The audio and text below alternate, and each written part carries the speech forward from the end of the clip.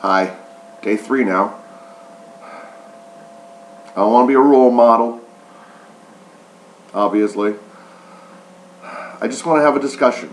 That's all we're doing here, is talking about it. Mental disorders,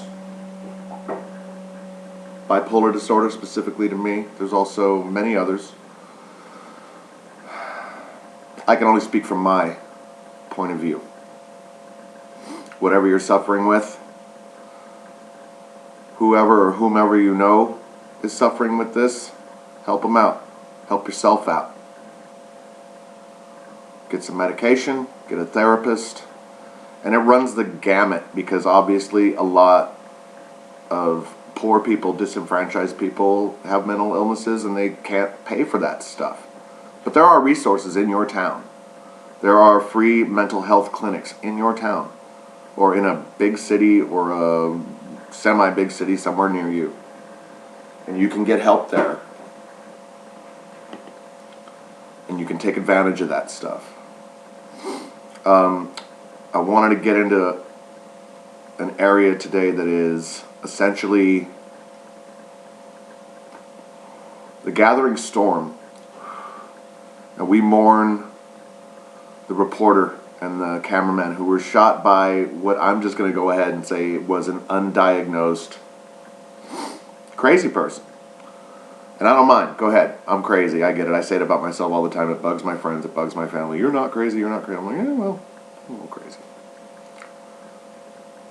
But I'm admittedly so. And I live with it every day of my life. And I live out loud about it, obviously, right now. It's going to happen again. We mourn what happened this week. But right now, out there somewhere in America, big town, small town, somewhere, there is somebody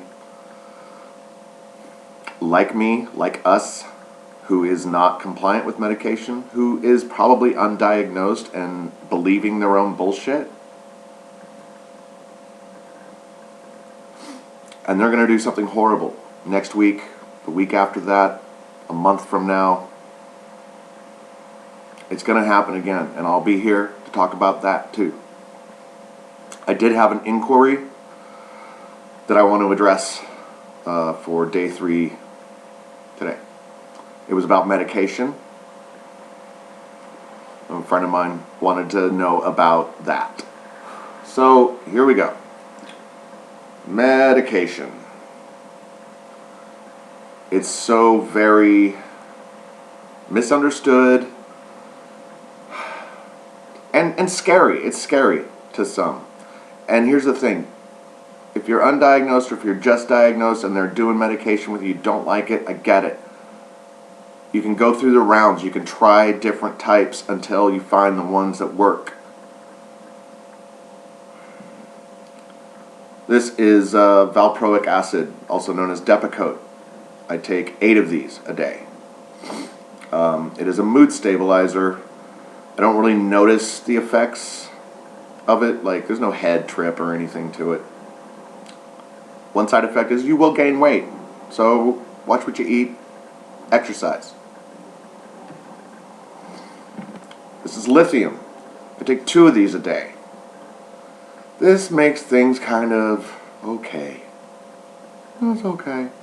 Whatever. There's been a lot of, I think lithium's got a lot of bad press. And here's another secret.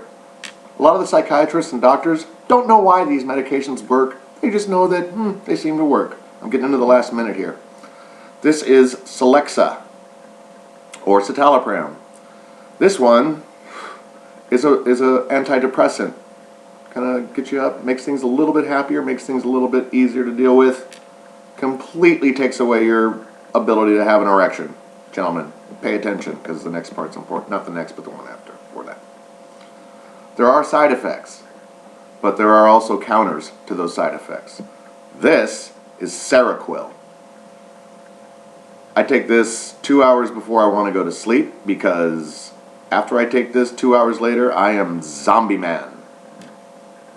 There is no waking me. My house could be on fire.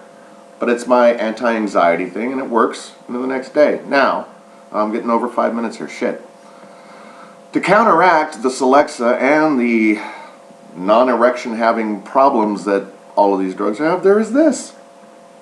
If you have the desire, go ahead, it's fine, right? And yeah, this is like a little embarrassing for me, but listen, ladies, you've been faking orgasms for centuries, so if we have to fake an erection every now and then, just deal with it, it's fine.